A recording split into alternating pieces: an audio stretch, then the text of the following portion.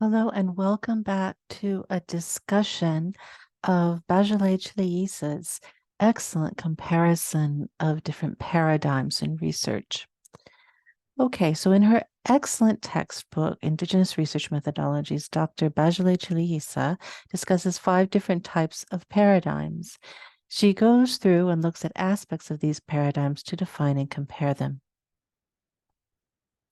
Using a chart from her book, we're going to discuss the positivist paradigm, the interpretive paradigm, transformative paradigm, pragmatist paradigm, and indigenous research paradigm.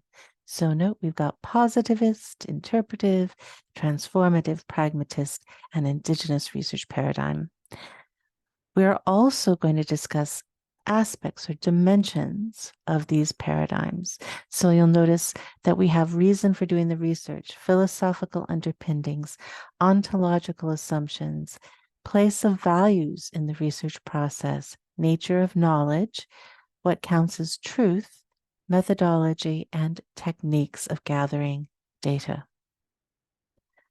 Okay, so let's start then with these reasons. Each of these paradigms has a different motivation or reason for the kind of research that's happening. So the motivation for doing the research we have in the positivist paradigm is that it's in keeping with the scientific method, the Cartesian rationalism ideology of what we use in the so-called hard sciences. And the purpose is to discover laws that are generally generalizable, general laws of the universe that govern the universe, or universal truths. When we look at the interpretive paradigm, the main motivation is to understand and describe human nature. The transformative paradigm is interested in the destruction of no longer myths that are no longer useful, and to empower people to change society radically. That is, to change society at its foundation. The pragmatists are interested in solving problems and developing interventions, while Indigenous research methodology is specifically interested in challenging deficit thinking and pathological descriptions of the formerly colonized and reconstructed body of knowledge that can be reframed to carry hope and promote transformation and social change among historically oppressed communities. The philosophical underpinnings of the positivist paradigm include being informed mainly by realism, idealism, and critical realism in the case of the positivist paradigm. To be informed by hermeneutics or notics and phenomenology. These have to do again with concepts of being and presence. And tend to be informed again by European concepts of being. Transformative paradigm is informed by critical thinking, post-colonial discourses, feminist theory, and critical race theory, as well as neo-Marxist theories. Pragmatist paradigm is primarily informed by utilitarianism and the work of John Dewey. Indigenous research paradigms tend to be informed by indigenous knowledge systems, critical race theory, post-colonial discourses, feminist theories, and neo-Marxist theories. When we move to ontology, then we start looking at the question of reality again. Let me move the cursor down to ontological assumptions. So what does the perspective of the paradigm assume about the nature of reality? And most specifically, when we talk in terms of ontology, the nature of being. So positivist paradigm tends to believe that we're dealing with one reality, one material reality that's knowable and that we can predict based upon repeated understandings of, repeatable experimentations, what's probably going to happen, that we can define, quantify, and measure the phenomena, the happenings, the dynamic being of life, of reality, that it's going to be something that can so-called objectively be understood, that if I drop a rock, it's going to fall to the ground. And if you drop a rock, it's going to fall to the ground. Experience that is commonly held in material reality that we can repeat. Interpretive paradigm believes that reality is a social construct, that society essentially creates our understanding of what is real and what is, well, later as we'll see also what is ethical, and that there are multiple socially constructed realities and interpretations of reality. Transformative paradigm is interested in multiple realities that are shaped by human rights values. It believes that our existence is very political. It's interested in how democratic and social justice values impact our interpretation and enactment of reality, how political, cultural, economic, and ethnic, gender, and disability values impact our understanding, practice of reality. Pragmatists are interested in the practical effects of ideas. So they're less concerned about what is real than they are what's really going to work. They're very, again, pragmatic in their approach. Socially constructed multiple realities shaped by a set of multiple connections that human beings have with the environment, the cosmos, the living and non-living. This is the indigenous research paradigm. Most indigenous communities, of my knowledge, traditionally hold a value of the concept you might call relationality. And as we'll see in the values, the ethical process are guided by what we call relational accountability, an understanding of the interdependency of all beings in the construction of beingness, if you will.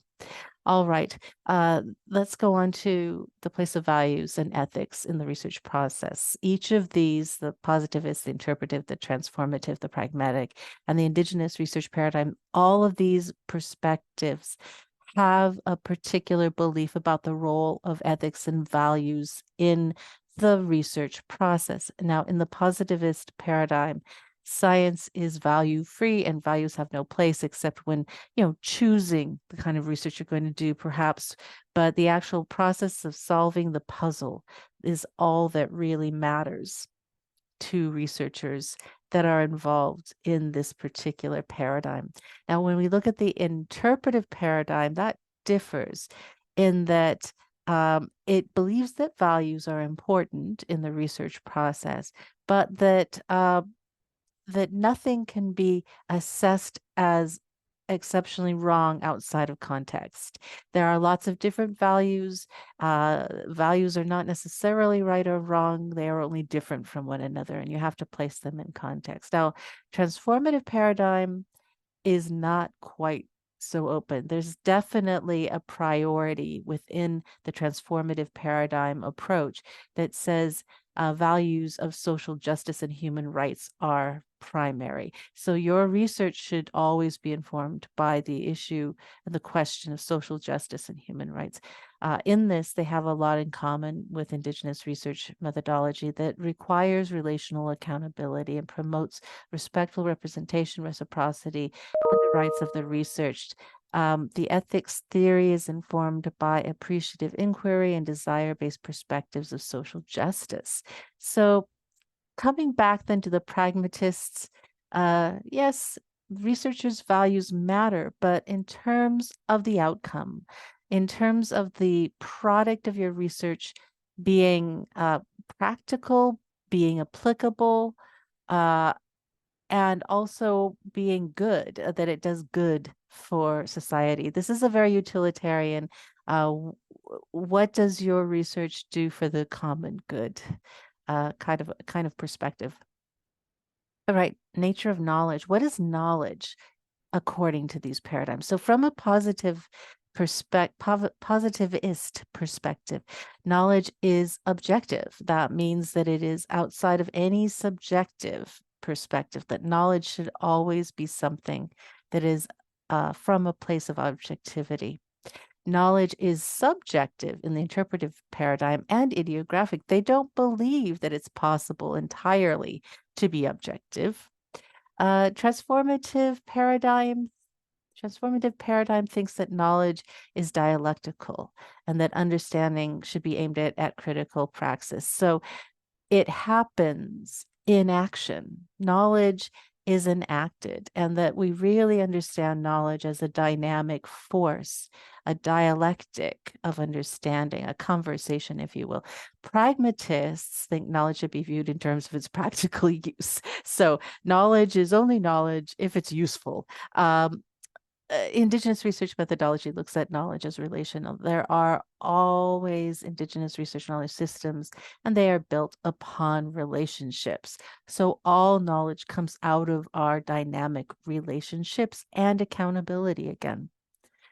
Well, each of these paradigms also has its notion of what truth means, what counts as truth. So in the positivist paradigm, what counts as truth? Truth is based on precise observation and measurements that are verifiable. So again, back to the scientific method. Can you repeat the experiment and get the same result? Can anybody out there do the precise same procedure you did and come out with the same result? All right. In the interpretive paradigm, truth is context dependent. So the truth of something is going to come out of the context in which it is happening. Truth in transformative paradigm is informed by a theory that unveils illusions. So truth is important in that it causes us to have less illusions about life. Pragmatists believe that knowledge leads to a practical solution and is useful. So the mandate of science, for example, is not to find truth, but facilitate human problem solving. Truth in the Indigenous research paradigm is informed by a set of multiple relations that one has with the universe, and that is the most important part of it.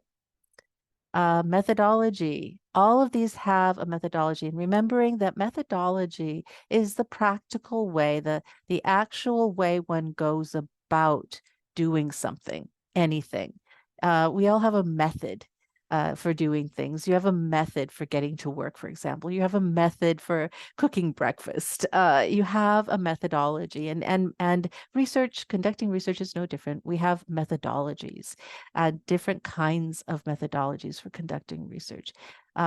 In the case of positivist paradigm, the kinds of methodologies that they tend to employ are quantitative, correlational, quasi-experimental, experimental, causal, comparative, and survey-oriented. Again, things that you can measure, measurements, things you can count, things you can quantify. Interpretive paradigm tends to be a little bit different. It tends to be more qualitative, phenomenological. They use the term ethnographic, symbolic, interactions, and naturalistic. So basically, if we jump down to specific techniques, for example, we're looking at interviews, participant observation, pictures, photographs, diaries, and documents, versus the positivist that was more, can you measure it? They have questionnaires, observations, tests, and experiments. Now, why questionnaires? Obviously, there's an interview component in a questionnaire, but you've got answers to questions and you can count them. You can say what percentage of a given population had what answer to what specific inquiry, things like that. Very measurable data that you can quantify. Whereas interviews and participant observation, these things are more subjective and tend to be things that you would draw conclusions about, again, an ontological experience of some kind in relation to your research. Transformative paradigm will use a combination of quantitative and qualitative research, action-oriented research, and participatory research. They tend to use these kinds of modalities we've just talked about and these varieties of approaches to research but their research is always culturally responsive techniques of data collection. So that means that they would be involving their communities, their research communities in this culturally responsive techniques. Pragmatist research tends to be qualitative and quantitative depending on what you need. It's a mixed methods research approach. The research questions or objective should determine the methodology. So the methodology is often driven by the needs of the practical project. And then in Indigenous research paradigm, we have participatory, liberating, transformative, decolonizing approaches that draw from a basis of Indigenous knowledge systems and Indigenous mixed methods. Now, when we look at this again, the techniques are going to be kind of whatever works to a certain extent. That the techniques are based on a philosophic sagacity, a philosophy based upon language frameworks, Indigenous knowledge systems, talking stories and talking circles, adapted techniques from the actual community itself. So we're looking at possibly the use of qualitative and quantitative methods. Okay. Well, everyone, I think that is all I'm going to share with us on the subject today. I'm going to try to get this posted. I know it's a very quick overview. Please feel free to email with me with any questions, and we will be looking at this a little bit again the next time we meet. Thank you so much for your time and attention. I'll see you soon.